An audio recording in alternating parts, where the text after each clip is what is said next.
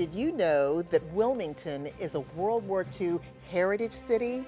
Well, right now I'm here with Captain Wilbur Jones, a native of Wilmington who started the project. Captain, can you tell me, how did this all get started? It was a 12-and-a-half-year project in 2007 and went to the city council, the county commissioners to get us started with the resolutions. And we proclaimed ourselves as America's World War II city, but no one was really around to give that authorization from a national standpoint. So I'm connected with our Congressman, Mike McIntyre, and we began a long process through legislation in the U.S. Congress, which led to eventual legislation signed by President Trump in 2019, 12 and a half years later. And then it was really concluded in 13 years when we put the entry panel sign of the Welcome to Wilmington, a little entry panel sign that said, "Welcome to Wilmington, America's first World War II heritage city." And I went home that night and enjoyed a good bottle of French wine. Sounds like a great way to do that. What are the things about Wilmington that make it a World War II heritage city? Well, there were two criteria that we proposed in the legislation and which became part of the qualification process. And the first criterion was, what did you do during the war for the war effort? Did you build ships, planes, tanks? And we had that pretty well covered for all of the contributions we made during the war. And the second criterion, which to me was just as important, how did you preserve that history?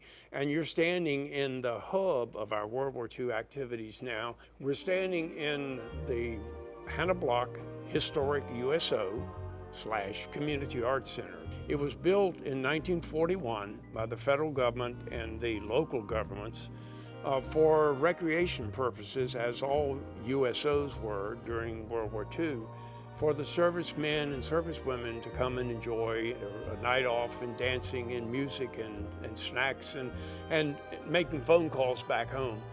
And the building was preserved, fortunately, due to a very concentrated effort by the public. And it's now one of the less than handful World War II USO buildings still standing in the United States. Can you share with me some other sites around town that are historic in nature? Well, yes, certainly Wilmington High School had 2 Medal of Honor recipients. As far as we know, the only high school in the country that had multiple Medal of Honor recipients. And we have honored them with a beautiful masonry memorial at New Hanover High School, and also at a middle school and a beautiful nature park called Halliburton Park. We have had 3 German prisoner of war camps here, and we put up markers to 2 of them. How about the battleship? Well, I don't want to forget the battleship because that's our crown jewel, and it was one of the big reasons why we were able to move Wilmington up to the head of the list when it was being considered as the first American World War II heritage city. We've got our battleship. Well, now that Wilmington has been declared a World War II heritage city, what's next? To keep plugging it, to capitalize on it, take advantage of this national, even global recognition for Wilmington. I hope that we'll do that. The Hannah Block Historic USO is at 120 South 2nd Street in Wilmington, and it's open every day except Sunday. And for more information about other World War II sites in Wilmington, go to wilmingtonandbeaches.com.